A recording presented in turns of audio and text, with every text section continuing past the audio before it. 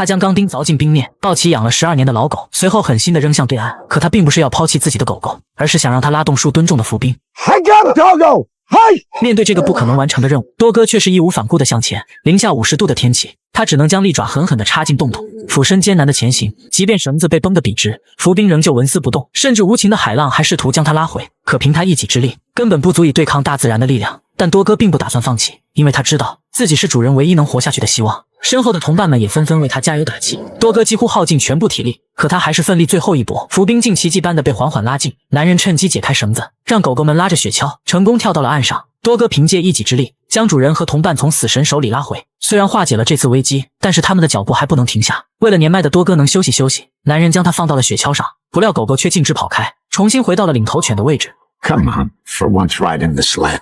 Stay.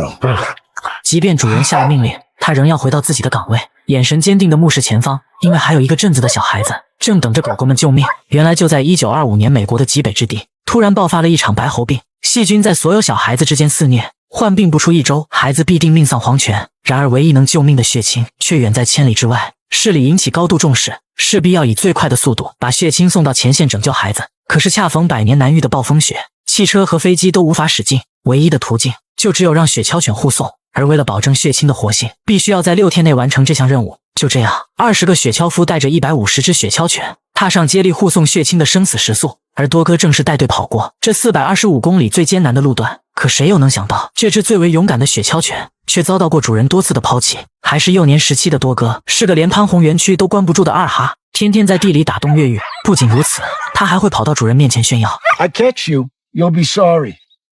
由于经常打扰瑟帕拉工作，心烦意乱的他只能将多哥锁进屋子里。夯实的硬土绝对让他无能为力。本以为这样就能清静一点，谁知狗狗只是看了一眼天花板，心里就有了一条完美路线。他推开挡路的玻璃罐，踩着一个个箱子，顺利来到房梁上。不一会儿，狗头就从烟囱口钻了出来。女主人见状也爱上了机灵的多哥。Good luck, little one. 而正在训练雪橇队的瑟帕拉又被多哥给搞崩溃了。他第2天便将狗狗送给了朋友。看着笼子里可怜的多哥，妻子感到十分的不舍，可她却无法左右丈夫的决定，只能祈祷朋友能善待多哥。隔天2人正在修缮屋顶，不料朋友却将其送了回来。对方也忍受不了他的好动，虽然妻子心里乐开了花，但是却没能改变男人送她离开的决心。这次他们驾驶马车把多哥送进了城里。新主人的条件十分优越，同样也是个爱狗人士，他非常喜欢可爱的二哈。在瑟帕拉的提醒下，女人将家里门窗牢牢锁死，可她还是低估了多哥对自由的渴望。只见狗狗朝着窗户就冲了过去。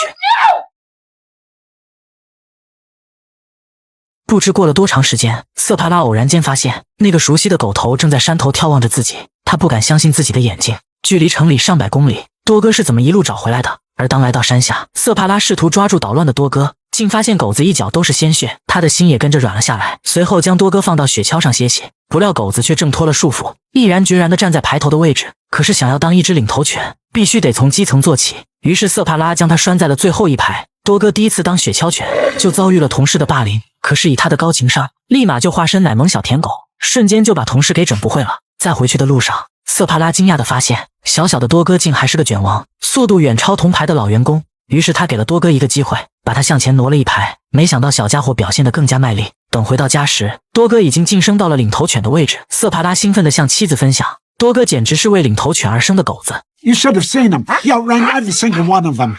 He's got the heart of a survivor. 多哥用实力证明了自己，也成为了瑟帕拉最强力的领头犬。他带领着狗子们蝉联了阿拉斯加雪橇赛多年的冠军，成为了小镇最出色的雪橇队。然而这天白喉病席卷而来，瑟帕拉临危受命，要带领雪橇队前去接应血清。可是如今的多哥已经12岁高龄，早已没有当初的活力。妻子劝他别带上年迈的多哥，可瑟帕拉却表示，只有多哥能完成这个任务，这是为了救孩子们，容不得半点差错。时间非常紧迫，天还没亮他就匆匆告别妻子。此次征途异常凶险，他也不知道自己能否能平安归来。临走前，妻子跪在多哥面前嘱咐 Good boy. You bring him back to me, okay? And you come back to me.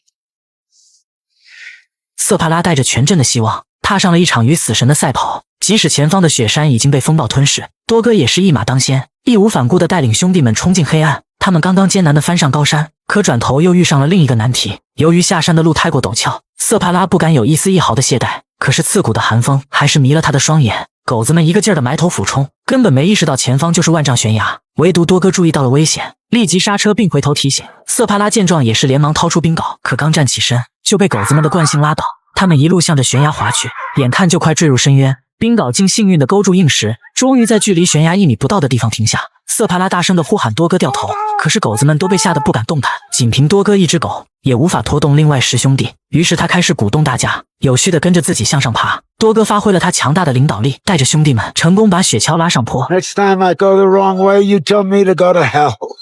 Good dog. Good dogs all. 刚刚化解了一次危机，可瑟帕拉竟惊讶地发现多哥的爪子早已磨破，他们不得不来到最近的站点休整。好在有个印第安女人懂些简单的医术，亲自帮多哥处理好了伤口。可由于白天走错路，他们耽搁了不少的时间。为了能及时拿到血清，瑟帕拉做了一个大胆的决定，他要带着狗子们横穿海湾。可看似平静的冰面却隐藏着巨大的危机，而与此同时，镇长也计划着助他们一臂之力，派上10多支雪橇队前往瑟帕拉可能走的路径，在半路交接血清，以节省宝贵的救命时间。可无奈当时通讯技术落后，瑟帕拉对此毫不知情，只知道一味地向着站点前进，但长时间没有得到休息，精力耗尽的他已经陷入了精神恍惚的状态。就在一队交接员整理打结的拉绳时，瑟帕拉正好从身后路过，后知后觉的队员发现，奋力地追上去呼喊，可声音却被呼啸的狂风掩盖。望着瑟帕拉的身影渐没于远方，交接员的希望也随之被一点点抽离。凛冽的寒风呼啸而过，他被彻底淹没在如潮水般的绝望中。片刻后的一声犬吠将他的头颅扶起，只见瑟帕拉带着希望折返，原来是多哥敏锐地察觉到他，及时叫停了队伍的步伐。终于拿到了血清，他们又回到驿站养精蓄锐。看着狗狗精疲力竭地躺在地上，交接员劝说他留下多哥。 I'll take good care of him. He's my lead. Now do yourself a favor and tend to your own. 虽然知道对方没有恶意，但瑟帕拉也无法控制自己的情绪，因为对他而言，多哥早已不是一条普通的狗，而是陪伴10来年的家人，同样还是他雪橇队的灵魂。缺少多哥的话，根本无法及时拯救孩子们。这次他们补充好了精力，马不停蹄地开始返程。可是他再次选择了横穿海湾。Cephala! No! 虽然昨日侥幸成功通过，但是今天的天气显然更为恶劣，冰面上开始不断地产生裂纹，稍有闪失便会功亏一篑。可不幸的是，很快他们就遇上了难题，断裂的冰层阻挡了前去的道路。好巧不巧，指南针也意外损坏。就在这时，多哥带领着队伍奔向了左边。失去方向后的瑟帕拉只能选择相信多哥。可偶然间的回头，他发现了一块倒塌的冰山，瞬间掀起的巨浪无情地撕裂着周围的冰面。多哥临危不惧，凭借自己老道的经验，从危机四伏中成功找到了一条生路。眼看海岸就在眼前，队伍却慢慢停下了脚步，他们被困在了浮冰之上。瑟帕拉只能将希望全都寄托于多哥，而这条老狗也不辱使命，凭一己之力带着兄弟和主人成功上岸。但此时的多哥四肢布满了伤痕，身体也已经累到虚脱，他们只能再次来到印第安人的站点救治。看着怀中狗狗的伤口，女人不敢想象他是怎么坚持下来，她满脸泪水地为多哥感到惋惜。Pine stings horizon. 无奈瑟帕拉听不懂印第安方言，不知道多哥的生命快到尽头，但他也很是心疼陪伴多年的老伙计。可是为了镇上的孩子们，他们没时间等多哥养好伤病。虽然瑟帕拉也坚持让多哥休息，但他总是会挣脱，坚定冲到队伍的前方，势必要坚持到最后一刻。见状，瑟帕拉也不再强求，只能遵从多哥的意愿，开始了终点前的最后一段冲刺。可惜天不遂人愿，风雪越来越大，能见度甚至不足10米，分不清方向的他只能拜托多哥。 I'm sorry. I can't help you. I can't see. We need to get to the next roadhouse. 瑟帕拉相信多哥有能力带领队伍走出迷雾。随着天色渐渐暗下，男人终于累倒在了雪橇上。不知过了多久，他刚刚苏醒过来，就发现雪橇不再前进，狗子们也全都累趴下了。看着呼吸极其微弱的多哥，他内心慌到了极点，不停地哀求多哥振作起来。 We can't stop. We must keep going. Listen to me. If you stop, you die. 不只是多哥，倘若今晚到不了驿站，整个队伍都会死亡，镇上的孩子也会彻底失去救援。可无论他怎么哀求，多哥也没有丝毫力气回应。就在男人濒临绝望之际，身后竟奇迹般亮起一道光。驿站的接应人员发现了雪地里的瑟帕拉，原来多哥一直把队伍带到了驿站门口，才实在坚持不住倒下的。 Magnificent. Temper! Inside! 瑟帕拉抱着这个老伙计回到屋内取暖，接力员成功把血清送到了小镇，而记者为了抢先报道，把最后一棒的领头犬拍了下来，还称他为此次运送行动的最大功臣。而与此同时，最大功劳的英雄却奄奄一息地躺在驿站。不过好在所有孩子都成功获救，多哥所付出的努力并没有付之东流。休整了2日，瑟帕拉决定带多哥回家，这次他走在最前方，陪着老伙计走完这最后一段路程。虽然报社宣传错了狗狗的功劳，但是小镇的居民全都知道多哥付出的努力，纷纷上门来看望狗狗。一直到夜里，家里还不停地来人拜访。小女孩送来亲手做的礼物，感谢多哥的救命之恩。她担心地询问 Mr. Seppala, is Togo going to die? 男人瞬间愣在了原地，深深的愧疚感涌上心头。他没做任何回答，转身独自走出家门。妻子连忙追上去安慰丈夫，说多哥不会有事的。